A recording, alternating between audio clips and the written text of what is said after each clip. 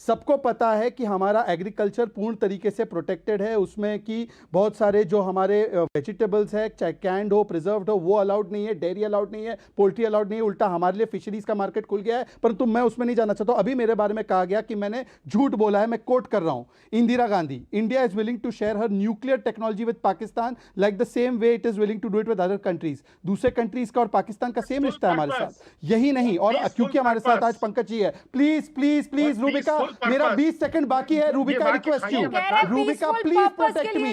Rubika this is not the way to debate, this is not the way to debate. मेरी बात हो जाने दीजिए रूबिका। जो Rubika don't allow this, don't allow this Rubika. मैं अपनी पॉइंटेड तरीके से बात रखता हूं रूबिका, मैं रिक्वेस्ट कर रहा हूं, आपको रिक्वेस्ट कर रहा हूं 20 सेकंड और, 20 सेकंड और प्लीज, थैंक यू रूबिका। पर मैं इसके अलावा नहीं, मैं उसमें जा रहा हूं, 20 सेकंड और रूबिका, 20 सेकंड बस। रूबिका उसके अलावा मैं आपको 4 और उदाहरण दे रहा हूं कैसे इन्होंने किया हमारा हितों का समझौता। पॉइंट नंबर 1, आईडब्ल्यूटी में 80% पानी किसानों का दे दिया। पॉइंट नंबर 2, सियाचिन देने के लिए मनमोहन सिंह तैयार हुए, जे सिंह ने रोका। पॉइंट नंबर 3, किस प्रकार से प्रेशर में आकर भारत के ट्रूप मूवमेंट्स के लिए उन्होंने यूनाइटेड नेशंस में बताया कि हम पाकिस्तान को बताएंगे। पॉइंट नंबर 4, 1990s में जब न्यूक्लियर टेस्ट करने की बारी आई तो अंतरराष्ट्रीय दबाव में हमने नहीं किया। और पॉइंट नंबर 5, अभी जब यूपीए की सरकार थी तब इन्होंने जेनेटिकली मॉडिफाइड पोटैटो और ब्रिंजल आने दिया और उसका विरोध भाजपा ने किया। और एक और पॉइंट चाहिए तो एक और पॉइंट मैं बता देता हूं। आप बता दीजिए कच्चा थी वो क्यों दिया आपने आइलैंड? अब बता दीजिए कि क्यों आपने अक्साई चीन के बारे में बोला कि जमीन चली गई तो चली गई? अब बता दीजिए यूनाइटेड नेशंस की आप जवाब दें उससे पहले होता है समझौता। प्रोफेसर धर्मेंद्र। रूबिका जी, पूरे शो में मुझे बाद में बोलने का मौका मिला और मैंने सभी को सुना ध्यान से। जिस तरह की क्रेडिबिलिटी डोनाल्ड ट्रंप के एक्स अकाउंट की है, व्हाइट हाउस के एक्स अकाउंट की है, अगर उसे हम सच मान लें, क्या ये बात दब जाएगी कि भारत 2.5 से 3% टैरिफ देता था और आज 18% हो गया? वो जो डिफरेंस 15% का है उसे 32% का कम दिखाने की क्या जरूरत है, मुझे बता दीजिए। अगर हम ट्रंप के ट्वीट को सच माने, अगर हम ट्रंप के ट्वीट को सच मान लें तो इसके हिसाब से उनका ये कहना था कि भारत और जो पाकिस्तान के में ऑपरेशन सिंदूर चल रहा था उसके सीज फायर के लिए मोदी मेरे पास आके गिड़गिड़ाया था। यानी ये बात भी सच होगी अगर आप इस बात को सच मान रही हैं, तो इस बात को भी सच मानना पड़ेगा। अगर ये बात सच है तो आप मुझे बताइए कि अगर ट्रंप कह रहे हैं कि आपको रूस से तेल नहीं खरीदना है और पिछले 10 वर्षों में तेल का जो आयात है रूस से लगातार घटा है, तो इसका मतलब जो आप कंटेंट, इंटेंट और दोस्ताना की बात कर रही थी, मुझे ऐसा महसूस हो रहा है कि कंटेंट, इंटेंट और दोस्ताना में कहीं ना कहीं मोदी की मजबूरी को ढकने का प्रयास किया जा रहा है। अब बताइए, पशुओं का चारा अमेरिका से आएगा, भारत में पशुओं का चारा अमेरिका से आएगा। उत्तर प्रदेश में झांसी जिला आप जानती होंगी, वहां पे पशु चारा अनुसंधान समाजवादी पार्टी सरकार ने बनाया था। योगी सरकार ने उस संस्थान को चलने ही नहीं दिया।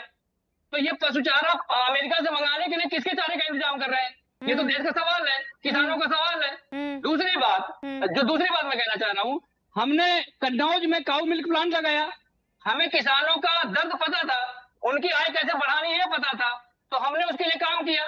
भारतीय जनता पार्टी की मोदी सरकार ने किसानों की आय दोगुनी करने के लिए कही थी, 11 साल पहले, 12 साल पहले कही थी। आज तक उसका क्या रोड मैप है? क्या यही रोड मैप है कि जब अमेरिका के लोग आएंगे कृषि में और उसके बाद उनकी आय दोगुनी हो जाएगी या बढ़ जाएगी? क्या हम ये रोड मैप था इनका, मोदी जी का? इसके बारे में क्यों नहीं बताते हैं? दूसरी बात, अगर अमेरिका की क्रेडिबिलिटी आप मानती हैं पूरे शो में, तो आप मुझे बताइए, अमेरिका के लोगों ने अपने देश के नौजवानों को बेड़ी और हथकड़ियां लगा करके बोइंग विमान से भेजा, वो देश का अपमान नहीं था? क्या मोदी जी अपनी दोस्ती के लिए देश के सम्मान के साथ खिलवाड़ करेंगे? हम इसको बर्दाश्त करते रहे? मुझे बताइए। तो ये जो भारतीय जनता पार्टी का खेल है, जो आपकी डील में ढील दी जा रही है, ये दरअसल भारतीय जनता पार्टी का हिडन एजेंडा है। और जो आप लिखने और पढ़ने की बात कर रही हैं कि व्हाइट हाउस से आया, एक्स अकाउंट से आया, भारतीय जनता पार्टी ने लिख के बोला है अपने घोषणा पत्र में, हम किसानों की आय दोगुनी कर देंगे, आज तक नहीं हुआ। 2 करोड़ रोजगार देंगे, आज तक नहीं हुआ। तो भारतीय जनता पार्टी ने लिखे हुए कौन से काम को किया है जिसको हम मान ठीक है, अब हर्षवर्धन जी कुछ कहना चाह रहे हो इसके बाद? नहीं, प्रोफेसर साहब देखिए, आप इतना बढ़िया भाषण दिया आपने, एकदम अपनी सरकार के कामकाज भी गिनाए। लेट आई थी, मैंने सोचा इसीलिए आपको पूर्णता मौका दे दिया जाए, इतना बढ़िया आप बोले हैं। अभी 10 सेकंड और बोलेंगे क्या? अगर नहीं, मौका रुबिका देंगे जी। जरूर बोलेंगे। हाँ बस आप बेचने की बात कर रहे थे, हाँ बस आप रुक बेचने जाइए। की बात कर रहे थे। नहीं अब बाद में खरीद फरोख्त बाद में करेंगे, अभी रुक जाइए बस एक सेकंड। हाँ हर्षवर्धन जी। रुबिका जी, सबसे पहले तो एक फैक्ट चेक कर दूं। ये कई टीवी की डिबेट में विपक्षी पार्टी के प्रवक्ता कहते हैं 10 साल से तेल रशिया से कम कर दिया। रशिया से तेल बढ़ा ही 22 के बाद है। थोड़ा पढ़ लिख लेने से अच्छा रहता है, मतलब ठीक रहता है, जानकारी हो जाती है कि रशिया से पहले हम कितना तेल लेते थे। तो फैक्ट शीट पहले चेक कर लेनी चाहिए। दूसरा, अमेरिका और ट्रंप क्या कह रहा है इस पर भरोसा सिर्फ राहुल गांधी से बड़ी तेजी में करते हैं। अमेरिका ट्रंप ने कहा डेड इकोनॉमी, राहुल गांधी वही बोलने लगे। फैक्ट शीट व्हाइट हाउस से प्रेस रिलीज है, दोनों का अंतर समझना चाहिए। और वो फैक्ट शीट वापस लेकर नई फैक्ट शीट वो जारी की गई। मैं फिर कह रहा हूं, जो काम राहुल गांधी कर रहे हैं वो अमेरिका और चीन के टूल बन रहे हैं, उनके लिए मददगार बन रहे हैं, देश का नुकसान कर रहे हैं, आधा अधूरा सच बताकर देश को भरमाने की कोशिश कर रहे हैं। भारत ने भारत के किसानों के हितों के साथ रंच मात्र समझौता नहीं किया है, रंच मात्र भी। और भारत ने जिन चीजों पर समझौता किया है उसमें भारत के एक्सपोर्टर्स का लाभ है, भारत के एमएसएमईज का लाभ है।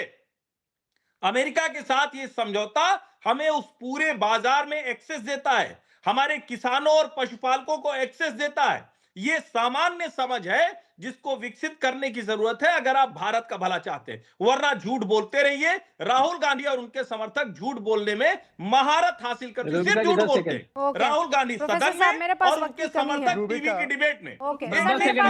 मेरे पास वक्त की कमी है, लेकिन यहाँ पर कुल मिलाकर एक बात क्लियर कर दीजिए, जब भी आप लोग डिबेट में आए सिर्फ उन्होंने पशु चारा पर झूठ बोला है। हाँ एग्जैक्टली, ये मसालों को पूरा संरक्षण मिला है, ये पूरी लिस्ट है और इस लिस्ट में भूसी भी है जिसे भूसा भी कहा जाता है। स्टेपल ग्रेन सब प्रोटेक्टेड है। इट्स अ लाई धर्मेंद्र जी, झूठ बोलना बंद कीजिए। ये पूरी लिस्ट में फिर बता रही हूं, जरा इसको अगर आप चाहते हैं कि कोई अफवाह ना फैलाए तो इसे रट लीजिए, यही है जो संरक्षित है।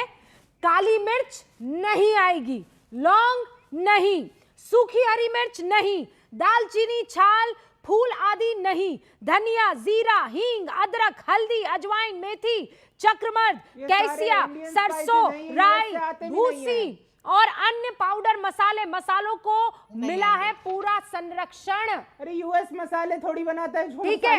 अरे तो इसमें भूसी भी है ना भैया, जो भूसा खा के आप तमाम तरीके के झूठ फैला रहे हैं वो भी है इसमें जो नहीं आएगा। समझ रहे हैं आप इस बात को? नेशनल ट्रेड नहीं होता भूसे का।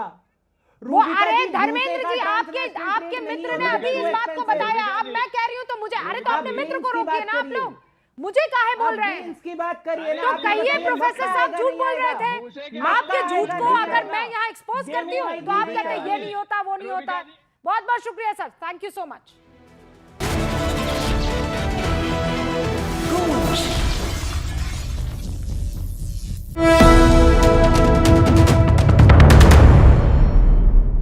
अब बॉलीवुड के एक्टर्स को धमकी देने वाले लॉरेंस बिश्नोई गैंग पर महाराष्ट्र के सीएम देवेंद्र फडणवीस का बहुत बड़ा बयान सामने आया है। सीएम देवेंद्र फडणवीस ने कहा कि कोई भी गैंग हो, महाराष्ट्र में उन्हें पैर पसारने नहीं देंगे। मुंबई पुलिस उन्हें ढूंढ कर निकालेगी और ठोक देगी। सीएम देवेंद्र फडणवीस ने कहा कि पहले भी ऐसी गैंग्स को उनकी जगह दिखाई गई है और इस बार भी मुंबई पुलिस वही करेगी। साथ ही साथ उन्होंने यह भी कहा, लोगों से कहा कि डरने की कतई जरूरत नहीं है। जिन लोगों ने गोली चलाई थी उन्हें गिरफ्तार कर लिया गया है और जो धमकी दे रहे हैं वो या तो उसी गैंग के लोग हैं या कोई मौके का फायदा उठाने की कोशिश कर रहा है। इसकी जांच चल रही है।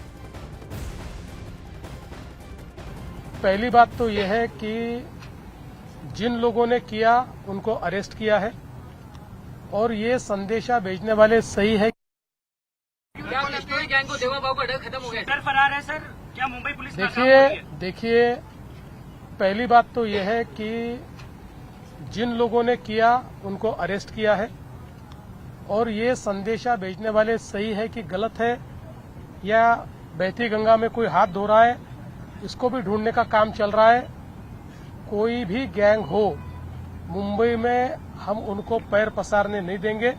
इससे पहले भी प्रयास जिन्होंने किया, मुंबई पुलिस ने उनको अपनी जगह दिखाई है और अभी भी कोई भी प्रयास करेगा तो जगह दिखाई जाएगी। कई बार ये ध्यान में आता है कि कुछ पब्लिसिटी लेने के लिए भी ऐसी चीजें की जाती है, क्योंकि जब किसी स्टार के स्टाफ को धमकी मिलती है तो उसकी बड़ी खबर बन जाती है और फिर वो दिन भर खबर चलती है, उसमें से पब्लिसिटी लेने की भी कोशिश होती है। तो मुझे लगता है इससे किसी को डरने की आवश्यकता नहीं है। मुंबई पुलिस ये बहुत सक्षम है, ढूंढकर निकालेगी और ठोकेगी। तो देवेंद्र फडणवीस का यह बड़ा बयान आपने सुना। दरअसल लॉरेंस गैंग की तरफ से पहले सलमान खान, फिर रोहित शेट्टी और अब बॉलीवुड स्टार रणवीर सिंह को लॉरेंस गैंग की तरफ से धमकी मिली है। बड़ी बात है कि अप्रैल 2024 में बॉलीवुड एक्टर सलमान खान के मुंबई स्थित गैलेक्सी अपार्टमेंट के बाहर